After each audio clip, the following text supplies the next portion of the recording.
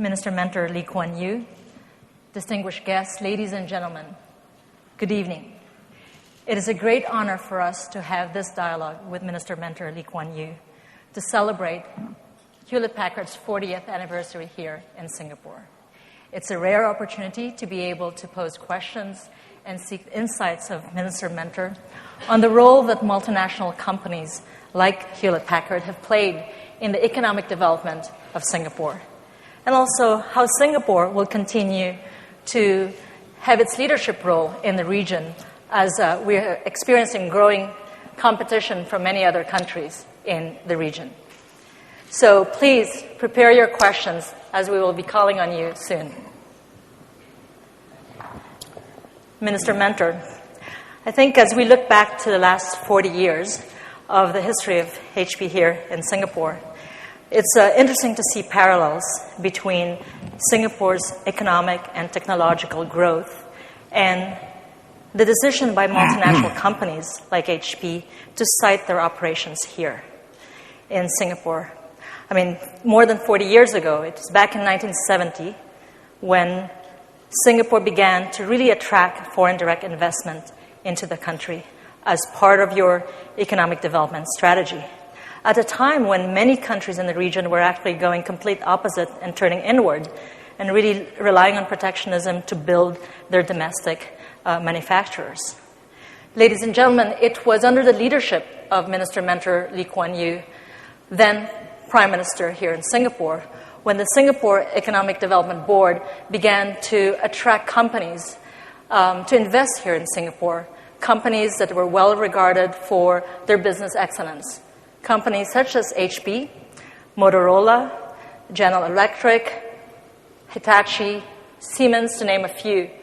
And they brought the job opportunities here in Singapore, and Singapore provided them the skilled manpower that they needed at the time.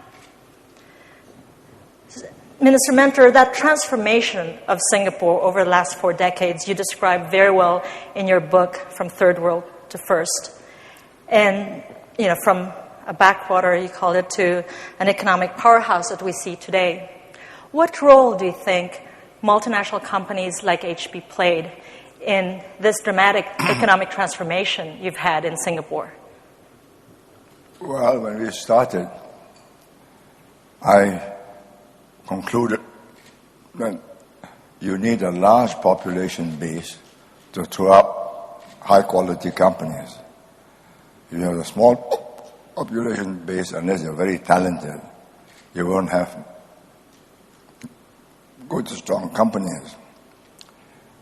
And for Singapore and our neighbors to throw out such companies, I couldn't see any.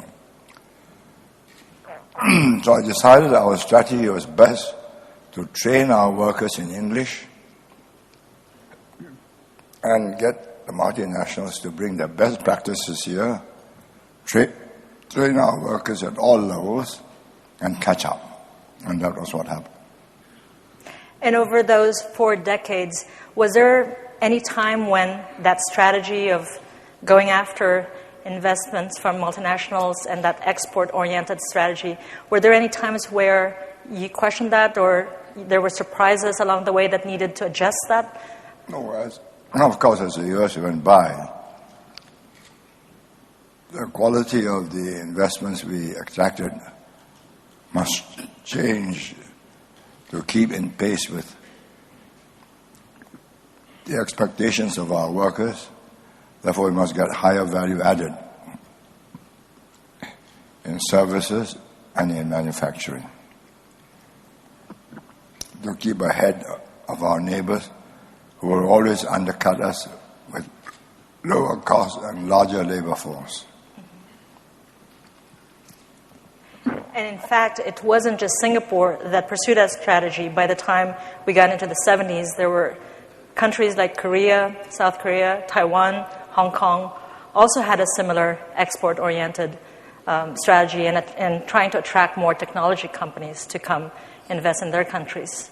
How do you think Singapore at the time distinguished itself? Well, they were larger countries with the case of Taiwan, about 15, 16 million in the 1970s.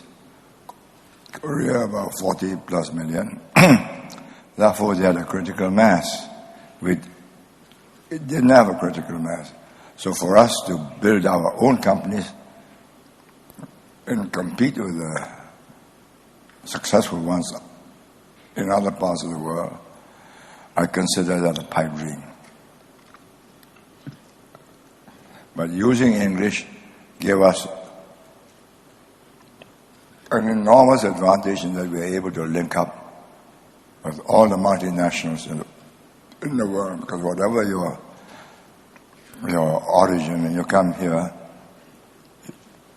you will speak English and we will understand you. Perhaps we should turn back to the current century, Mr. Mentor, first, the 21st century. This century, as we know, is often referred to as Asian century. And in fact, we are seeing more and more activity in the region, increasing competition from the future economic powerhouses of China, India. Even right here in Southeast Asia, we're seeing the emerging opportunities in Indonesia, in Vietnam. And multinational companies seem to be flocking to these countries now, and really in a rush to invest and set up operations because they want to tap that sizable market that they represent, and also the low-cost manpower. So moving forward into this century, into the future, do you see Singapore's role in attracting multinational companies diminishing in any way, or will it have to change its strategy and reinvent itself to be able to still maintain that leadership? And how do you see that evolving? It really depends on the quality of your workforce. How well educated are they, and in what language? I mean, if you are, let's say, Myanmar, and you speak Burmese, well,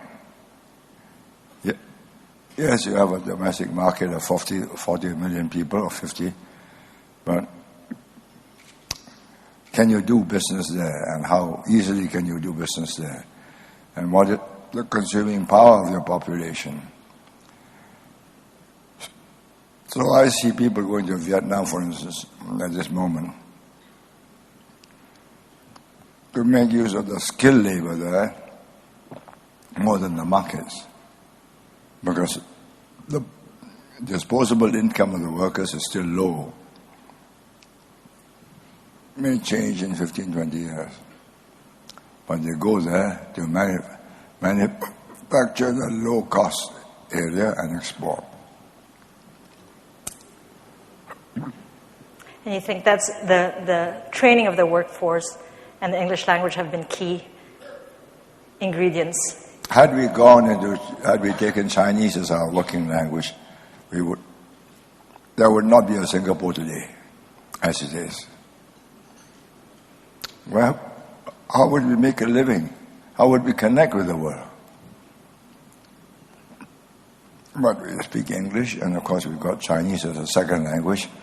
So when they come here, we can connect with them. Not speak to them at the same level as they do. That's enough to get by. In addition to English, Minister Mentor, are there any other areas you think that the workforce in Singapore needs to continue to invest in to be able to produce that talented workforce for Singapore? No, you've got to keep improving the quality of your education, okay, so that the people are better educated than almost any other country in the region. But they are better educated than us, and they also use English, then that day we will decline.